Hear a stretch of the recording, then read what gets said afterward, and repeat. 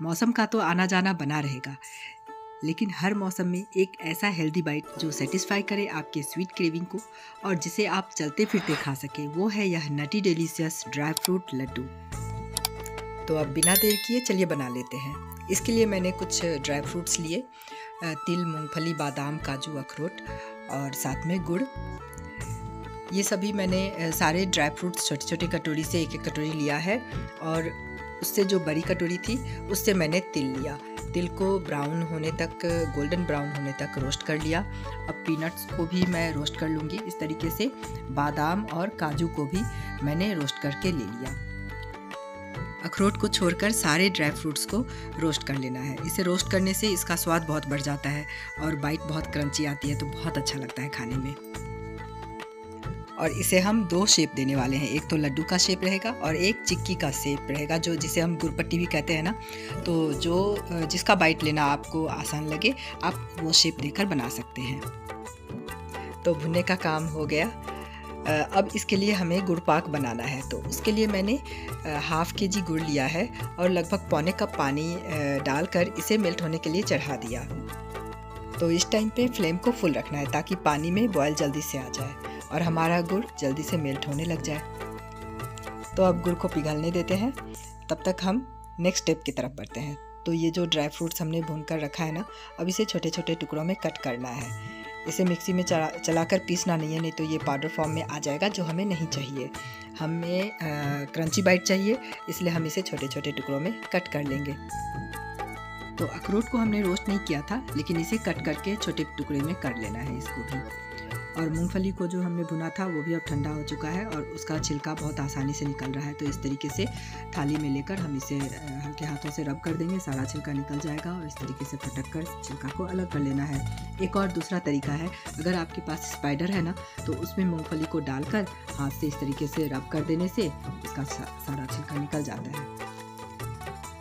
तो अब जो हमने तिल को भूनकर ठंडा होने के लिए रखा था ना, उसी में सारी चीज़ों को एक साथ मिला देंगे।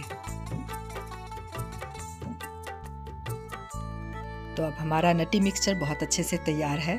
अब इसे इंतज़ार है गुड़ पाक का, तो इसका भी कंडीशन देख लेते हैं। तो अब गुड़ पाक भी तैयार होने ही वाला है। इस स्टेज पर आने के बाद हमें इसे छोड़कर कहीं नहीं जाना, इसके पास ही रहना है, चलाते रहना है। और बीच बीच में हम इसे पानी में डालकर चेक भी करेंगे। तो अभी ये बिल्कुल तैयार नहीं हुआ है क्योंकि पानी में भी फैल गया और हाथ पर भी डालने से आसानी से दब रहा था। 2-3-4 मिनट और इसे हम पाक होने देंगे और तब फिर से चलाकर देखेंगे। पानी में डाला तो ये ड्रॉप के ही फॉर्म में गिरा और थोड़ा हार्ड भी हो गया है, ये निकल नहीं रहा है पानी में और हाथ में भी टाइट लग रहा है। तो अब फटाफट हम फ्लेम ऑफ कर देंगे, क्योंकि इससे ज़्यादा अगर पाक हो गया तो हमें अपने लड्डू को या चिक्की को शेप देना मुश्किल हो जाएगा, क्योंकि इस पाक की वजह से ये बहुत जल्दी कड़ा हो जाएगा ये मिक्सचर।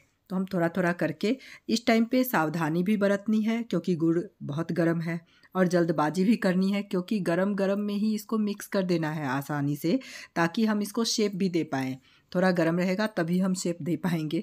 अगर ठंडा हो जाएगा कम्प्लीटली तो इसे शेप देना बहुत मुश्किल हो जाएगा। तो बस अब पहले नटी चिक्की बना लेते हैं। उसके लिए मैंने एक बटर पेपर लिया, बटर पेपर के ऊपर हल्का सा घी से ग्रीस कर दिया और आधे मटेरियल को लेकर इस तरीके से रैप करके बेलन से बेल दिया। जितना मोटा रखना है आप देखकर उतना ही बेल ले। तो क्योंकि हम घर में चिक्की बना रहे हैं तो इसका शेप भी कुछ अलग हम दे देंगे।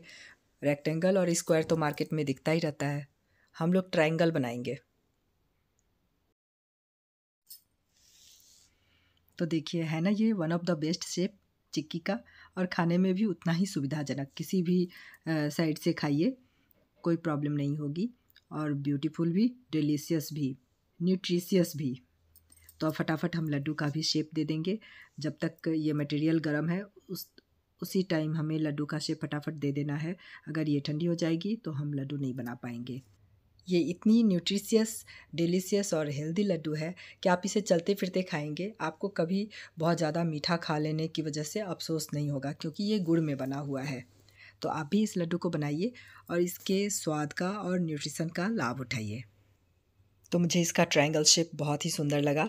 इसे और सुंदर बनाने के लिए मैंने थोड़े से रोज़ पेटल्स से इसे सजाया है।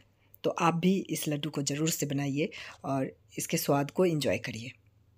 आपका लाइक मेरे लिए बहुत इम्पॉर्टेंट है, इसलिए मेरे वीडियो को लाइक ज़रूर करिएगा और मेरे चैनल को सब्सक्राइब करने के लिए बहुत बहुत धन्यवाद।